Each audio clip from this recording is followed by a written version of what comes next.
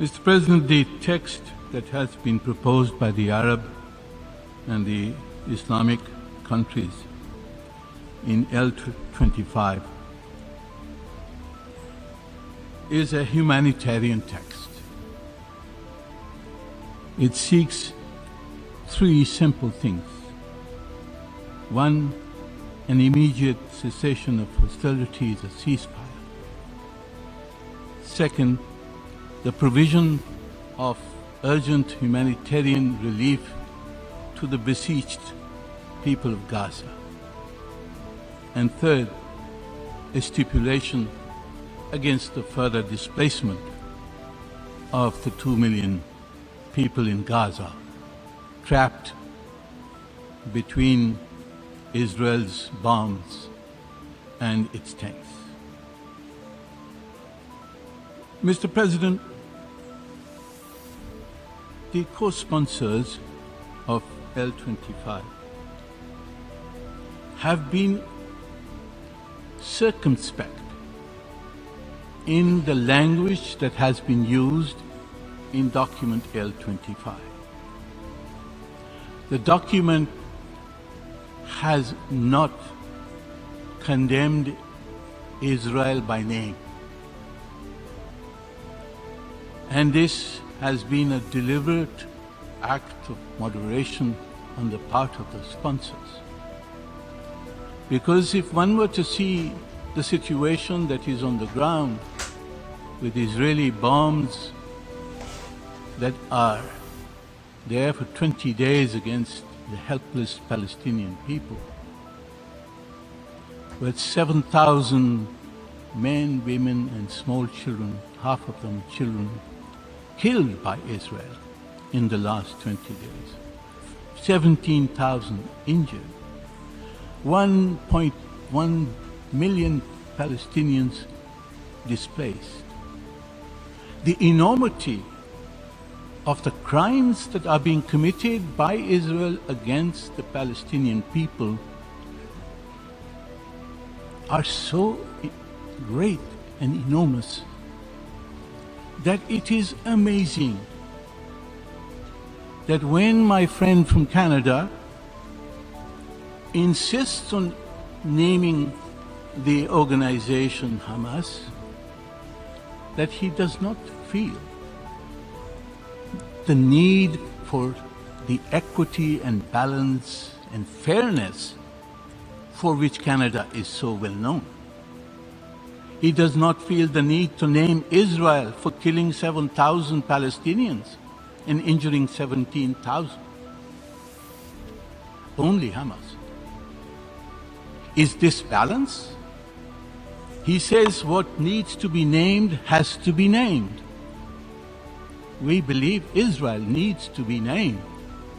If you are fair, if you are equitable, if you are just, you will not blame one side and not the other. And if you were to go back to the issue of who started this,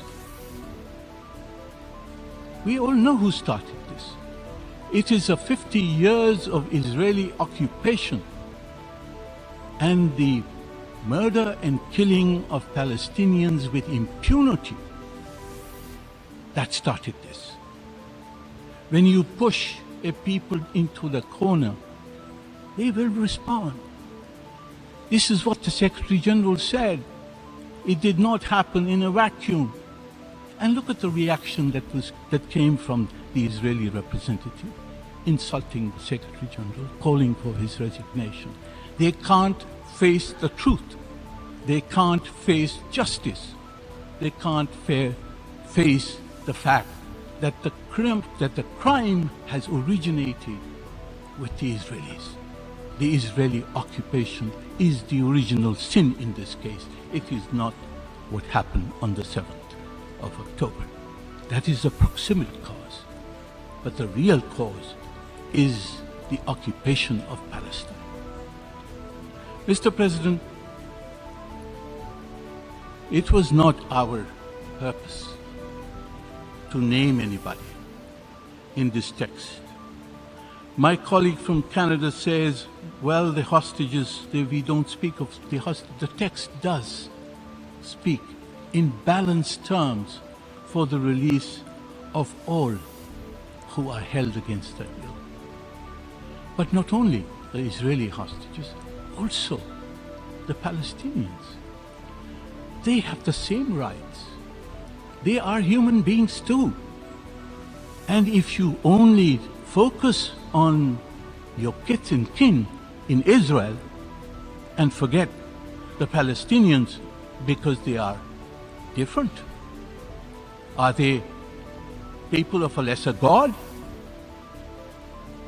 I think if Canada was fair, if Canada was really equitable, it would agree either to name everybody, both sides who are guilty of having committed crimes, or it would not name either, as we chose in L25 not to name anybody. But if the Canadian amendment passes, Pakistan will withdraw its co-sponsorship of L25, and we will submit an amendment to the text of the resolution which will strongly condemn all indiscriminate attacks by Israel, the occupying power, against the Palestinian civilian population. That I hope we will have the opportunity at the appropriate time to do so. But my appeal to all member states here is not to support the one-sided Canadian amendment, the unequal Canadian amendment, the unfair Canadian amendment. We urge you not to show that you are biased against the Palestinian people who have suffered 50 years of occupation, that you are even-handed, that you will either name both or you will name neither in this draft resolution. Our purpose is to stop the fighting. The fact that we have reports today that the Israelis have gone on the ground into Gaza, which will escalate the fighting. It is all the more reason for this General Assembly to pass a resolution which is unequivocal in calling for a halt to the fighting, to the hostilities, and that is what we must do this afternoon. I thank you, Mr. President.